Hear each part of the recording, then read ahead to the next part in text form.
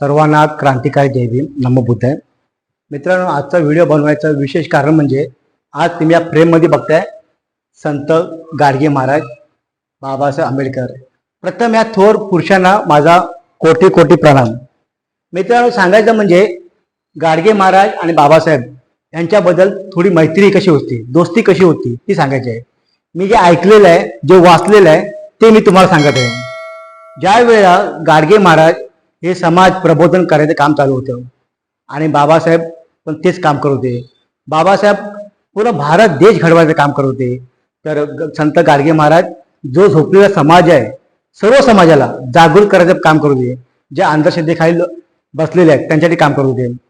परंतु ज्या वेळेला गाडगे महाराज आजारी होते, आजारी असताना त्यांना कळलं, म्हणजे बाबासाहेबांना कळलं की गाडगे महाराज आजारी आहेत.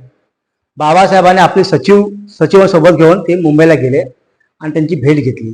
भेट घेतल्यानंतर गाडगे महाराज बोलतात, बाबासाहेब, तुमचा एवढा महत्वाचा वेळ तुम्ही कशाला आमच्यासाठी वेळ घेतलात? तेव्हा बाबासाहेब बोलतात, गाडगे बाबा, तुम्ही समाजाला एवढं मोठं थोर काम करतायत. अहो, आम्ही काय, आम्ही 5 वर्षाची राज्य करते, आम्ही 5 वर्ष निवडून झालं का आम्ही खाली उतर होणार आहे. पण तुम्ही लोकांचं काम करताय, समाज प्रबोधन काम करताय ह्या वयात सुद्धा.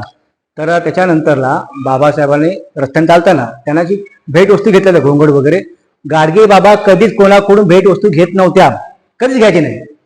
परंतु त्यावेळेला बाबासाहेबांनी जी भेट वस्तू घोंगडी दिली ती त्यांनी गाडगे महाराजांनी स्वीकारली आणि काय थोडीफार फळं होती ती पण स्वीकारली. पण गाडगे महाराज काय बोलतात माहितीये का, बाबासाहेब, तुम्ही मला भेट वस्तू दिलायत, पण तुम्ही जे काम करतायत त्याच्यात मोठं मोठं मला माझं आयुष्य पुढे किती वर्ष आहे मला माहिती नाहीये, पण माझ्या हयातीमध्ये जे शाळा आहेत, ज्या अनाथ जे धर्मशाळा आहेत, त्या मी तुम्हाला भेट वस्तू म्हणून देतोय. बाबासाहेब बोलतात, गाडगे बाबा, तुम्हाला माझ्यावरती पुरेपूर भरोसा आहे का की या शाळेचं बरोबर मी काम करू शकेन? तेव्हा गाडगे बाबा बोलतात, बाबासाहेब, या भारत देशामध्ये एकुलते एकमेव नेता तुम्ही आहेत की गरिबांचे नेते आहेत, तुम्ही शेतकऱ्यांचे नेते आहेत, तुम्ही कैवारी आहेत, तुम्ही जे दबलेले आहेत त्यांच्यासाठी कामं करतायत. माझ्यावरती पुरेपूर भरोसा आहे की या शाळांमधून आपले गरीब जे वंचित राहिलेले आहेत त्यांच्यासाठी एक मार्ग भेटेल, त्यांना आधार भेटेल. या शाळा तुम्ही घ्या भेट वस्तू म्हणून. त्या बाबासाहेबांनी शाळा स्वीकारतात. पण दुर्दैव बघा, बाबासाहेब दिले जातात आणि बाबासाहेब गेल्यानंतरला बाबासाहेबांचं काही दिवसांमध्ये निर्वाण होतं, म्हणजे मृत्यू होतो. परंतु तो मृत्यू संत गाडगे बाबांना जमत नाही. तेवढे दुःखी होतात, एवढे दुःखी होतात.